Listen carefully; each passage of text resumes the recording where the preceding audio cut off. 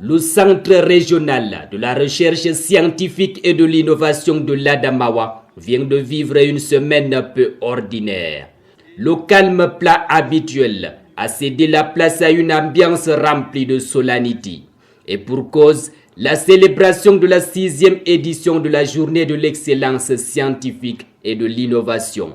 De la Journée d'excellence de la recherche scientifique et de l'innovation. Aujourd'hui, c'est la 6e édition.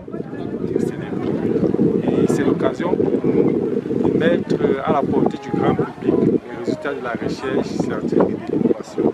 Parce qu'il y a beaucoup qui est fait, mais ces résultats-là sont connus du grand public. Et pourtant, ces résultats peuvent améliorer le cadre de vie de la population et contribuer à la réduction de la pauvreté. Dans une région où la recherche est reléguée au second plan, ne figurant pas dans les priorités des politiques publiques locales, la commémoration de cette journée a été un tremplin pour l'expression des talents et des génies créateurs locaux. Parce que des études ont montré que le champignon a un impact très bénéfique pour des personnes atteintes de diabète, des personnes qui souffrent d'hypertension, des personnes qui sont victimes d'accidents vasculaires cérébraux, qui ont une déficience immunitaire. Donc, au vu de toutes ces maladies chroniques qui minent le monde aujourd'hui, la myciculture, à travers son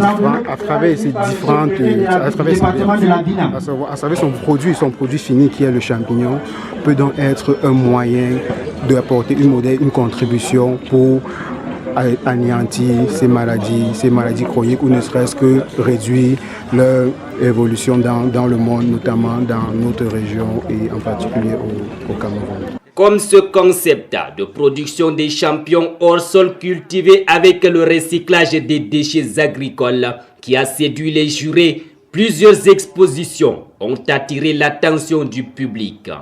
De la pharmacopée traditionnelle en passant par la transformation des produits agropastoraux ou encore l'industrie d'habillement, voire la promotion des matériaux locaux.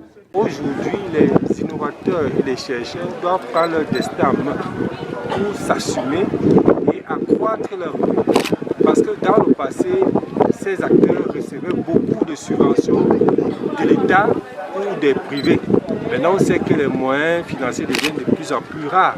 Il faudrait que ces acteurs sachent que c'est une entreprise.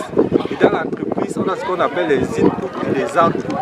Donc il faudrait déjà que les innovateurs et les chercheurs mettent même 80% de leurs ressources dans l'entreprise. Dans le but d'obtenir un accompagnement, chercheurs et innovateurs espèrent non seulement un encadrement adéquat, mais surtout être financé. En attendant que cet investissement voie le jour, les pouvoirs publics ont invité les porteurs des projets à une collaboration accrue et à un partage d'expériences.